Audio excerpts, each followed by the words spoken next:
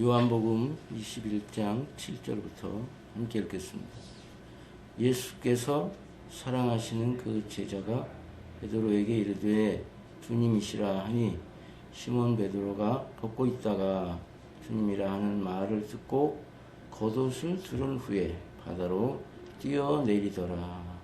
다른 제자들은 육지에서 거리가 불과 한 50칸쯤 되므로 작은 배를 타고 물고기 든 그물을 끌고 와서 육지에 올라보니 숯불이 있는데 그 위에 생선이 놓였고 떡도 있더라.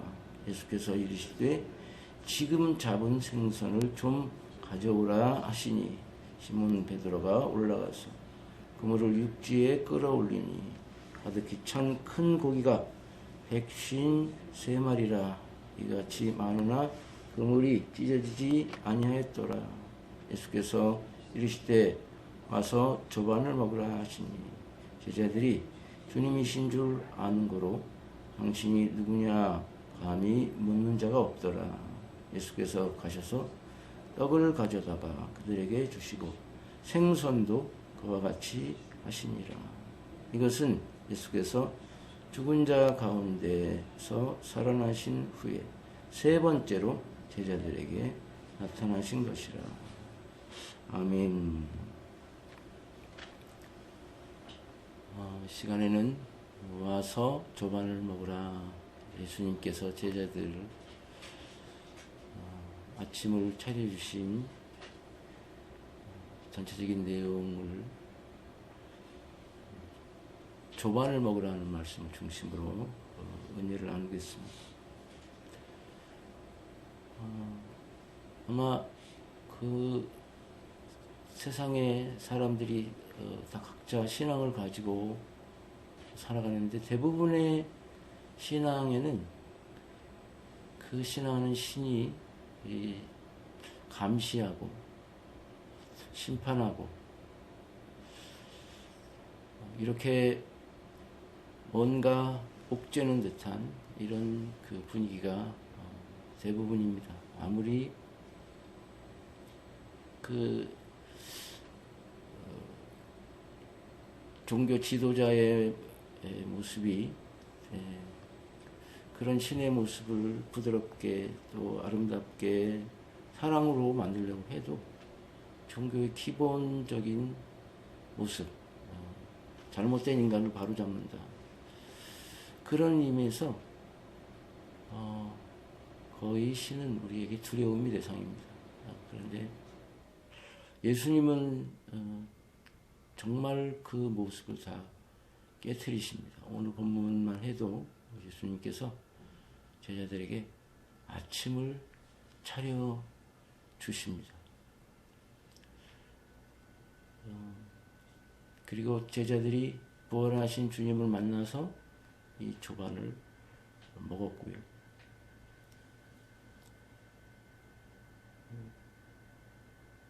오늘 본문의 이야기는 뭔가 그 시대의 상황 그리고 그 지형적인 조건을 이해하지 않으면 이게 무슨 얘기인지 잘 납득이 가지 않고 또 이렇게 앞뒤가 잘 연결되지 않습니다. 그래서 제가 평생 제가 이 본문을 수백 번, 수천 번 많이 읽었죠. 그러면서 제가 어느 시기에는 어떤 본문에 감동을 받고 또 힘을 얻고 이제 그런 단편적인 것들이 이렇게 전체로 모아져서 이제 저는 성경을 읽을 때 퍼즐을 맞춘다는 느낌을 지울 수가 없어요. 왜냐하면 어렵기 때문에 그렇습니다.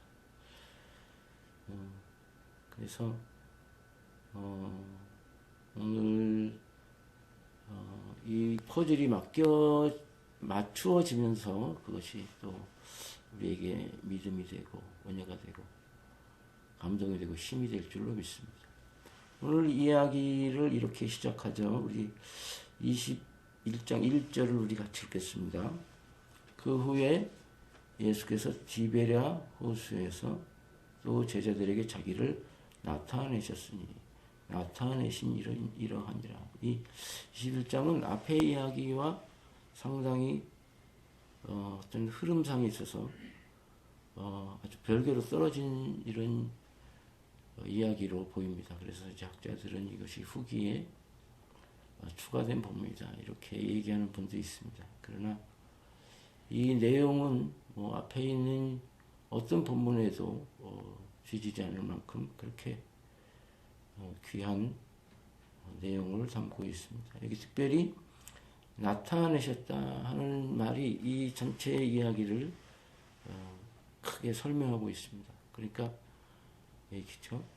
부활의 주님이 어디 멀리 가 계셨다가 온 게 아니라 그분이 가까이 계셨는데 알지 못했고 그래서 제자들을 위해서 그분이 자신의 모습을 드러내 주셨다. 그런 표현입니다. 거기에 등장하는 인물들이 2절에 같이 나옵니다. 우리 같이 읽겠습니다. 시몬 베드로와 디두모라 하는 도마와 갈릴리 가나 사람 나다나엘과 세베대의 아들들과 또 다른 제자 둘이 함께 있더니 제가 바로 지난 시간에 이 구절을 자세히 설명을 했는데 간략히 드리면 그거죠. 여기 시몬 베드로는 늘 어떤 화자로서 또 이야기의 중심 인물로서 때로는 예수님 꾸중을 받기도 하고 뭐 이렇게 제자의 대표격으로 등장합니다. 그런데 늘 시몬 베드로와 함께 언급되는 사람이 뭐 안드레 또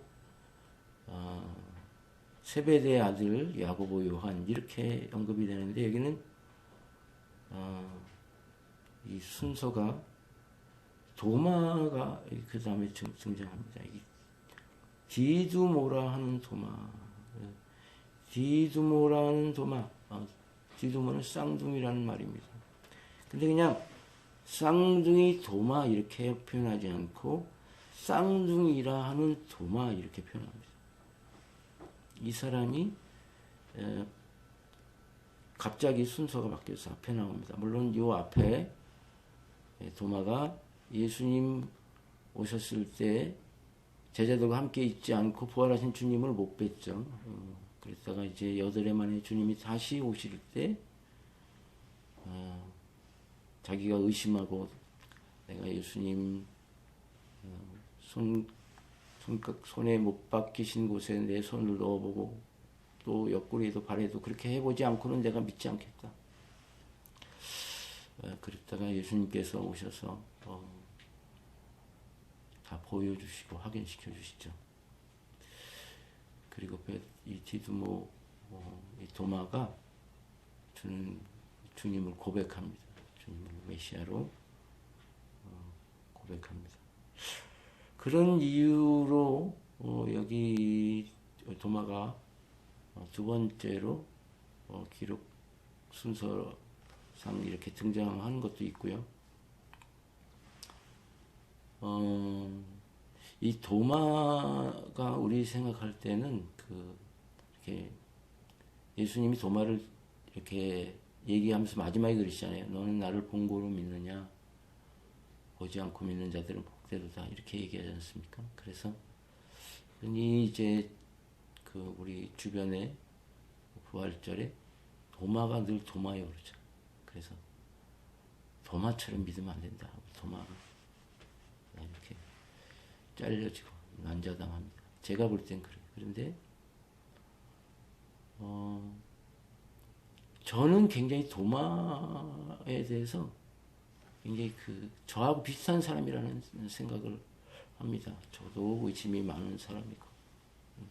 그런데 놀라운 것은 이 요한복음만 해도 여기 도마가 두 번째 나오는데 특별히 처음 그 복음이 이스라엘 땅에서 예수님을 통해서 이렇게 제자들 향해 전파되다가 이게 시리아로 가장 먼저 넘어갑니다. 그래서 초대교회와 가장 닮은 신앙 전통을 가지고 있는 게 시리아입니다. 시리아는 우리가 뭐 회개권 아니에요. 시리아 그 기독교는 거의 1%도 안 돼요. 그럼에도 불구하고 시리아 교회가 그런 그 자존감도 가지고 있고 많은 학자들이 시리아 교회를 연구합니다. 그런데 이 시리아 교회 전통을 보면 도마 이계가 엄청 나오죠. 그리고 이제 도마가 이게 이것은 경전에 나오지 않은 거죠. 인도에 가서 복음을 전했다. 그래서 인도에 도마 교회가 있어요. 영어로 토마스가 도마죠. 그래서 제 생각에 그런 거예요. 이 당시에 사람들도 도마의 이 정직함, 믿음 없음에 대한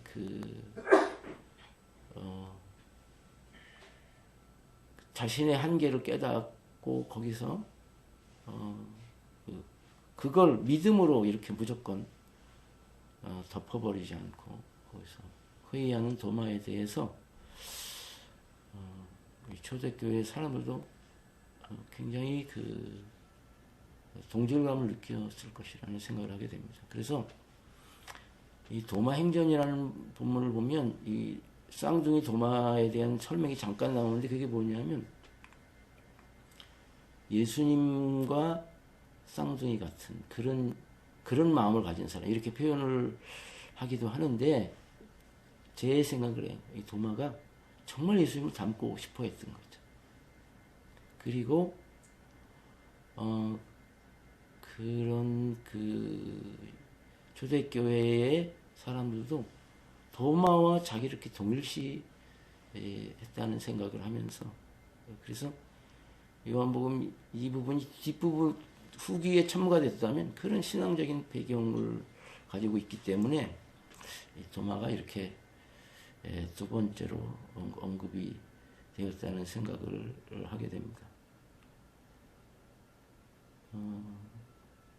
특별히 여기에 물론 여기 중심에 이제 베드로가 등장하지만 그러나 베드로도 사실 보지 않고 믿은 건 아니잖아요. 오히려 베드로는 그 보고 믿었을 뿐 아니라 보고도 못 믿는 이런 모습을 보여주죠. 그래서 여기 이 본문 속에는 어떻게 우리가 부활의 신앙을 알게 되는가 그걸 그 다른 어떤 본문보다도 더 저는 그 일상적으로 또 아주 감동적으로 이렇게 그리고 있는 것을 보게 됩니다. 여기 7명의 제자가 함께 있었는데 여기는 이제 베드로가 리더십을 성실한 상황입니다. 자, 3절을 우리 같이 읽겠습니다. 시몬 베드로가 나는 물고기 잡으러 가노라 하니 그들이 우리도 함께 가겠다 하고 나가서 배에 올랐으나 그날 밤에 아무것도 잡지 못했더니 그래서 베드로가 물고기 잡으러 가자 이렇게 얘기하는 게 아니에요. 베드로가 난 주님 죽는데 다른 제자들은 다 주님 배반하든 나는 안 배반합니다. 그랬더니 베드로가 주님 배신했잖아요. 그러니까 뭐 할 말이 없는 거지. 리더십을 상실하고 그래서 나 물고기 잡으러 간다. 너희들 알아서 해라. 다른 제자들도 그러면 우리도 같이 가자. 그런 이야기입니다. 이건 굉장히 사실은 비극적인 배경입니다. 왜냐하면 이미 여기 요한복음 이 부분에는 여기 이제 세 번째 나타난 것으로 기록되어 있잖아요. 그러니까 벌써 2번 예수님을 부활하신 예수님을 만났는데 근데 너에게 평안이 있을지어다 내가 보냄을 받은 것처럼 나도 너희를 보낸다 그랬는데 제자들은 아무 일도 못하고 있거든. 그런 상황에서 이제 그런 그 어떤 그 여백 그 빈틈을 그런 걸 견디지 못하잖아요. 베드로가. 그러니까 물고기 잡으러 가는데 뭐라도 해야지. 예, 그런 거죠. 그런데 옛날 고기를 잡던 장비를 다 챙기고 옛날 기대감을 가지고 고기를 잡는데 비극적인 결과죠. 아무것도 못 잡았다. 잡는 것도 기적이지만 아무것도 못 잡았다. 상징적인 표현이라고 말하는 사람도 있지만 사건을 기록했다고 저는 생각을 하고 그래서 베드로가 얼마나 절망했을까. 다른 제자들보다 물론 여기 세베대 아들도 어부지만 베드로는 어부였기 때문에 베드로를 믿고 갔겠죠. 다른 제자들은. 근데 베드로는 거기서도 스스로에게도 자신을 증명하지 못하고 다른 사람에게도 그렇게 된 거죠. 그런데 아무것도 잡지 못한 바로 그 현장에 주님이 나타나십니다. 주님이 계셨던 거죠. 거기에. 자, 5절 같이 읽겠습니다. 예수께서 이르시되 얘들아 너희에게 고기가 있느냐 대답하되 없나이다. 이르시되 그물을 배 오른편에 던지라 그리하면 잡으리라 하시니 이에 던졌더니 물고기가 많아 그물을 들 수 없더라. 얘들아 너희에게 고기가 있느냐. 여러분 이렇게 누군가가 물으면 얼마나 화가 날까 그런 생각을 합니다. 그런데 이제 이 본문을 충분히 이제 제가 읽고 난 다음에는 그 예수님의 그 함께 있던 예수님의 사랑의 권위, 그들을 다 알고 있는 그 넉넉함. 그래서 고기가 있느냐라고 하는 이 말 속에는 따져 묻는 게 아니라 제자들을 고기가 너에게 없지 책망하는 게 아니라 다 알고 계시는 주님의 마음이 그들에게 권위로 느껴졌을 거라는 생각을 합니다.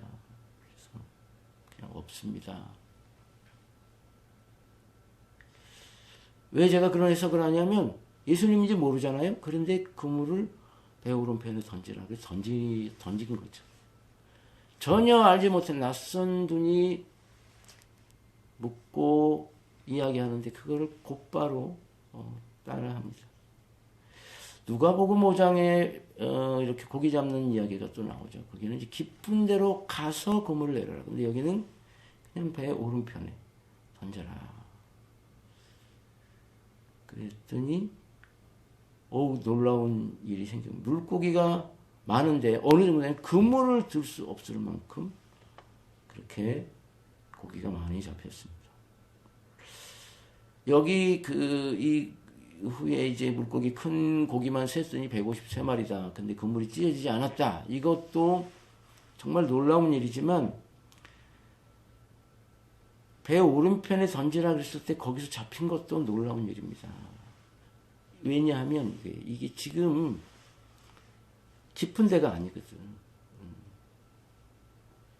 물론 이것은 저의 해석인데 제가 이제 근거를 여기서 얘기를 하겠습니다.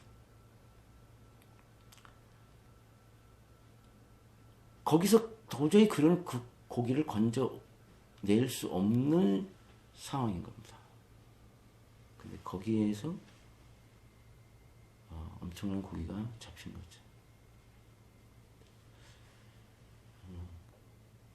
그때까지도 베드로를 비롯한 다른 제자들이 지금 자기에게 얘기하시는 그분이 누구인지 눈치를 못 챈 거예요.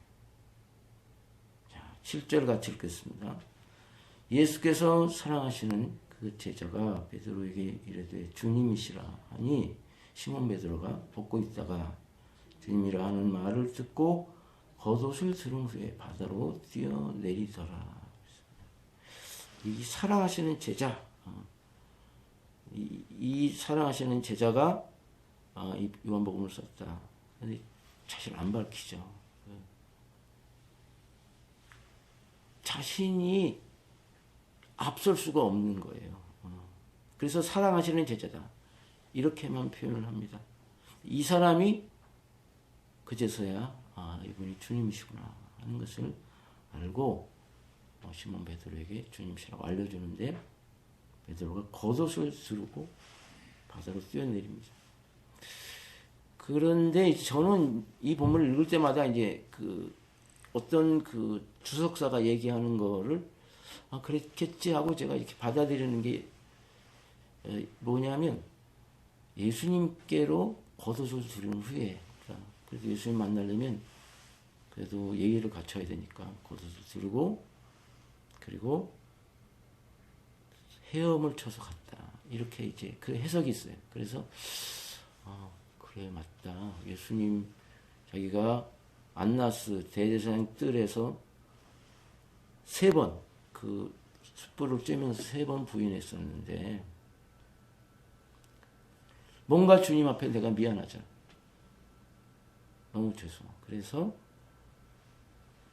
주님 앞에 가고 싶은 그런 주님 뵙고 싶고 뭔가를 이야기하고 싶은 그런 열망이 베드로에게 있었기 때문에 베드로가 먼저 뛰어내려서 갔을 것이다. 그렇게 이제 해석을 하는 주석서가 꽤 많이 있습니다. 그런데 이 본문만 보면 좀 이해가 안 되는 부분이 있어요. 11절 여러분 같이 읽겠습니다. 시몬 베드로가 올라가서 그물을 육지에 끌어올리니 가득히 찬 큰 고기가 153마리라. 그래서 베드로가 올라가서 그물을 육지에 끌어올리니 그러니까 여기 이 7절과 11절 이 사이에 다른 본문이 있지만은 이걸 연결해 보면 베드로는 아직 육지에 안 올라간 거예요.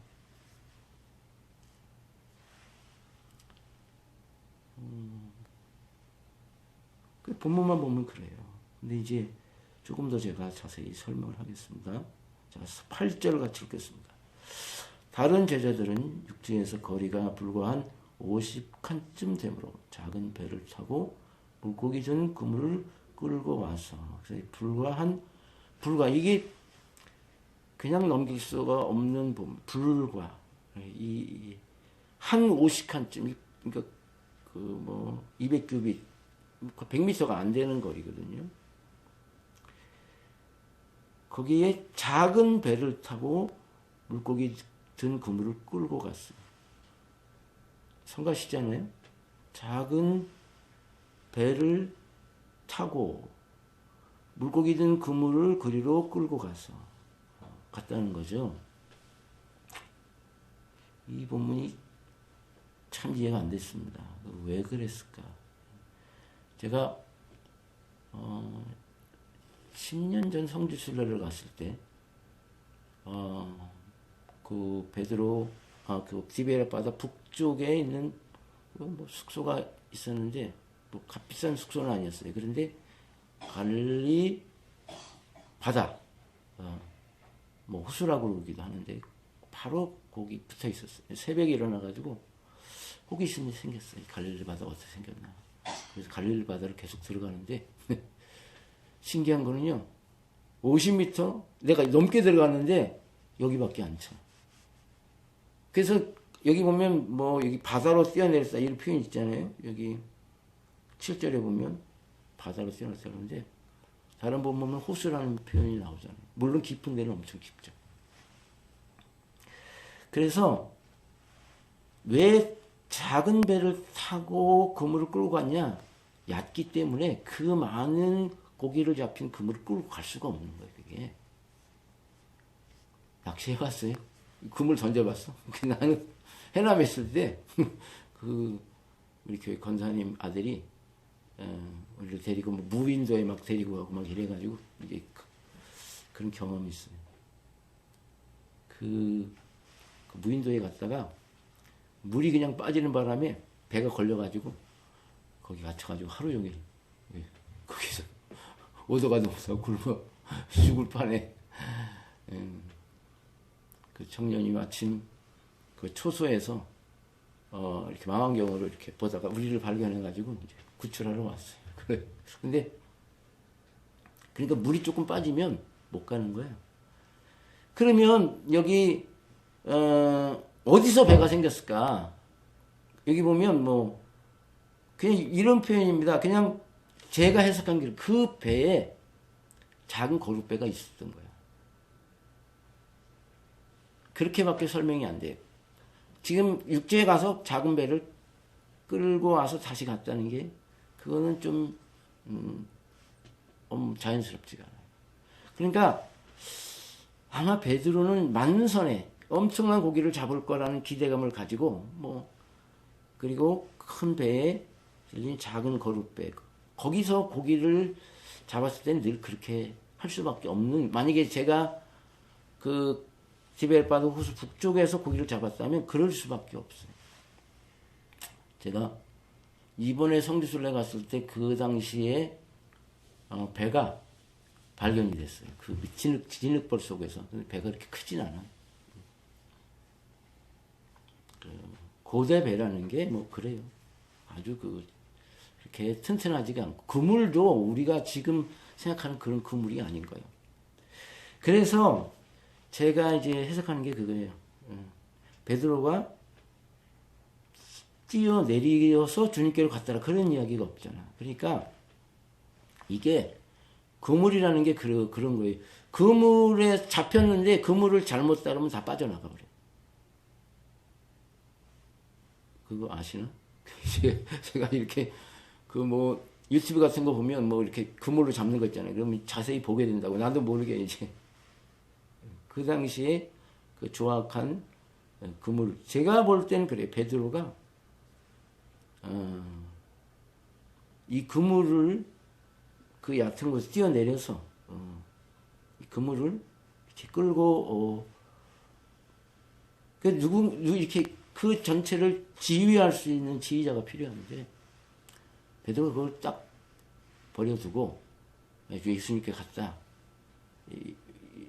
그런 심정적인 건 이해가 되지만 여기 이 전체적인 구도상 그렇지를 않아요. 제가 그렇죠. 그래서 거기서 작은 배를 내리고 그리고 그 배에 고기가 터지지 않도록 그 그물을 계속 관리를 하면서 그리로 간 것이 아닌가. 제가 늘 이런 해석을 하면 목사님들이 학자들이 내 생각이래. 나를 죽이려고 그래. 자기들 생각. 그분들은 책을 썼잖아. 그리고 내가 거기에 대해서 아닌 것 같은데 그러면 그렇잖아요. 내가 도전자가 되는 거지. 근데 저는 그래 왜 이렇게 제가 성경을 자세히 보려고 하냐 하면 이 속에 다 의미가 있는 거예요, 이게. 그리고 왜 베드로와 제자들이 예수님을 몰랐을까? 안 잡혔을 때는 너무 절망이 돼서 모르는 거야. 잡혔을 때는 너무 많이 잡혀서 놀래서 그래서 모르는 거야. 이 신앙생활이 그렇잖아요. 너무 어려우면 또 하나님 원망만 되고 아무것도 안 보잖아요. 내가 보니까 너무 잘 돼도요. 그게 망하는 길인 경우가 많이 있는 거야. 주님 몰라. 내가 이렇게 우리 교회 그런 많진 않았지만 우리 교회 나가지고 갑자기 정말 교회 나오면서 갑자기 부자가 되는 사람들이 있었는데 거의 망하더라고. 내가 얘기하면 잘 안 들어. 그리고 그게 좋죠. 이렇게 가난하게 살다가 돈이 생겼으니 얼마나 좋겠어요. 그러니까 정말 신앙생활도 여승하니 하고 그런 거죠. 그래서 내 생각에 그런 거야.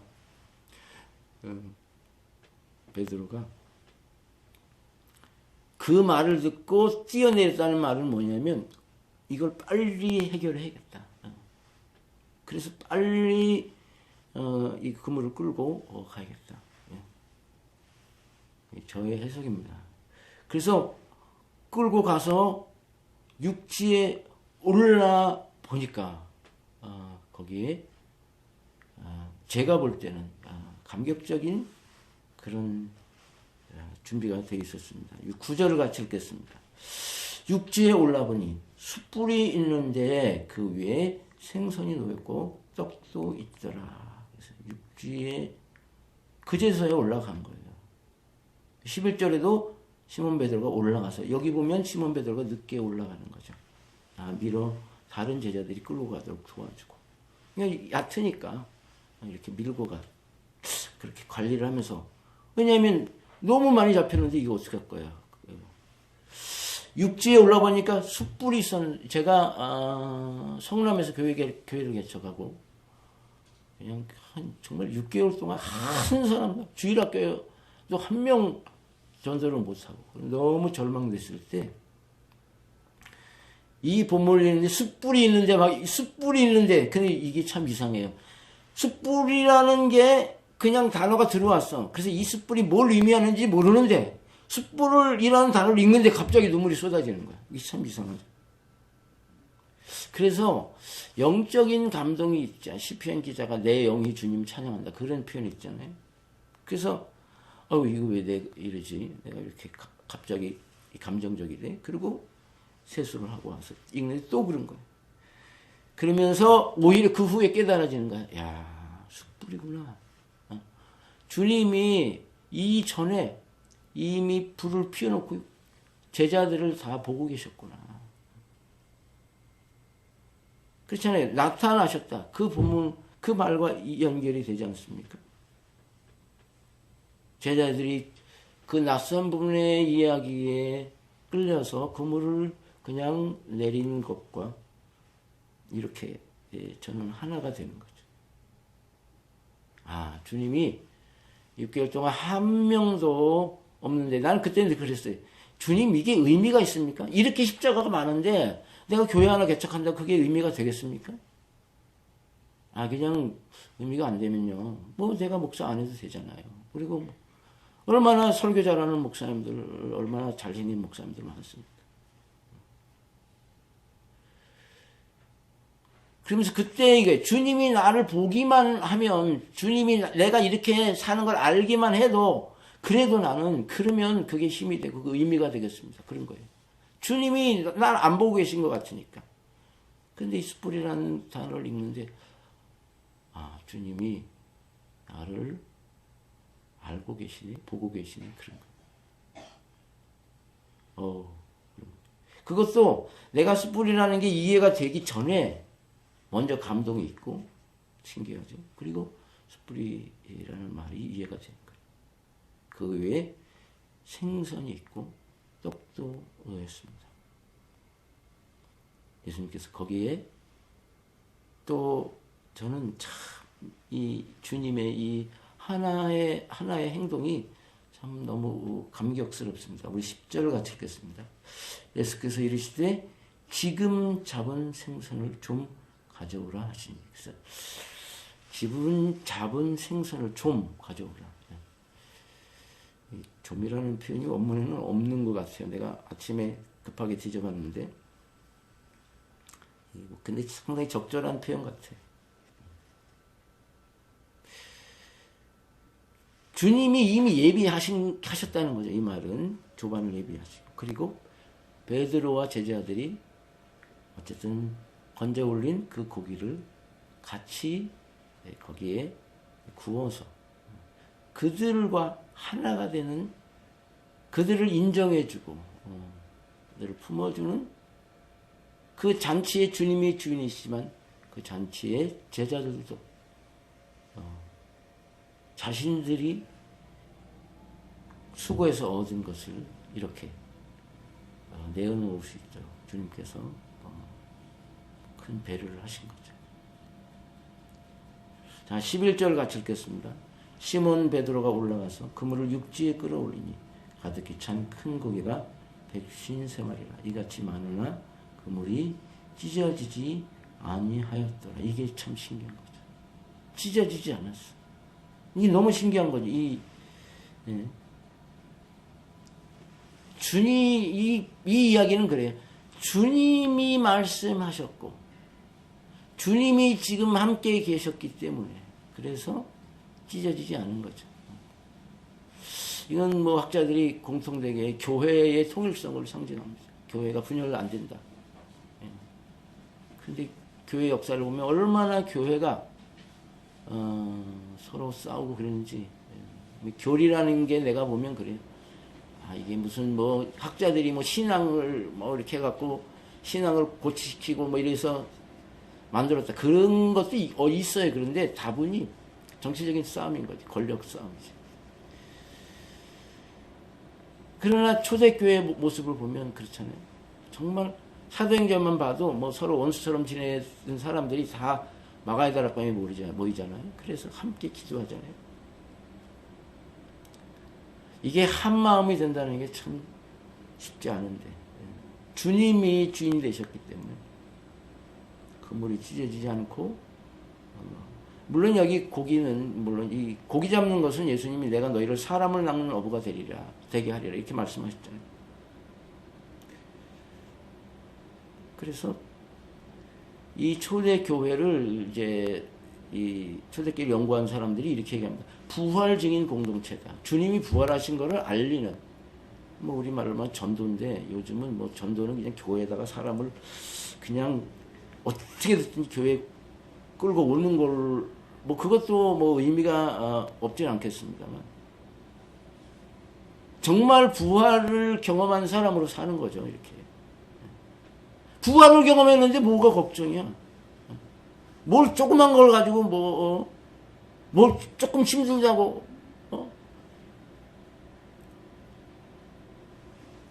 제가 그냥 정말 감리교에서 뭐 별 이름도 없는 목사지만 이상하게 뭐 내가 많이 핍박을 당했죠.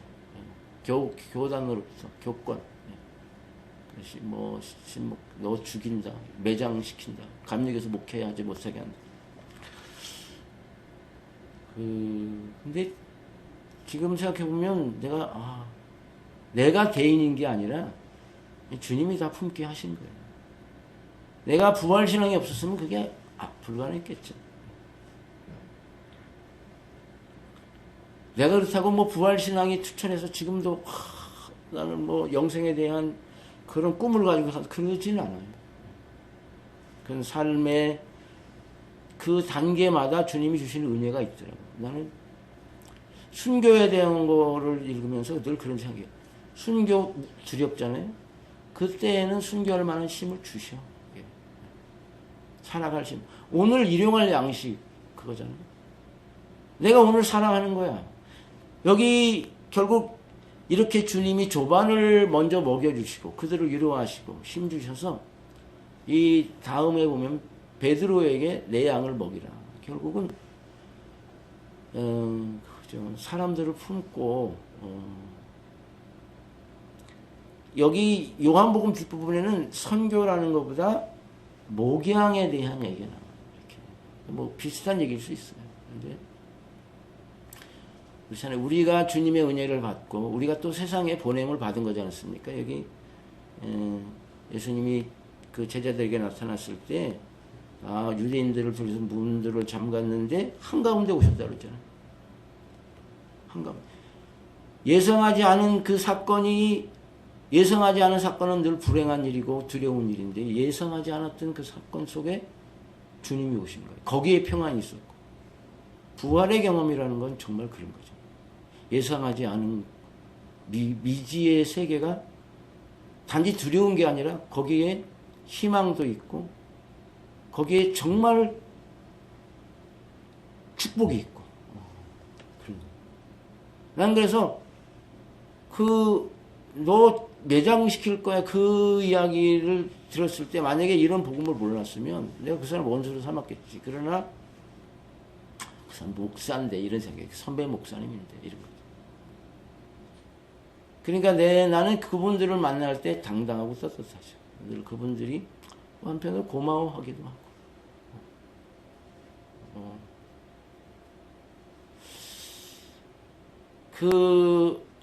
나는 권고한 목회를 한 것 같은데 또 어떻게 보면 나는 늘 주님이 차려주신 조반을 먹고 힘을 얻었구나 그런 생각해.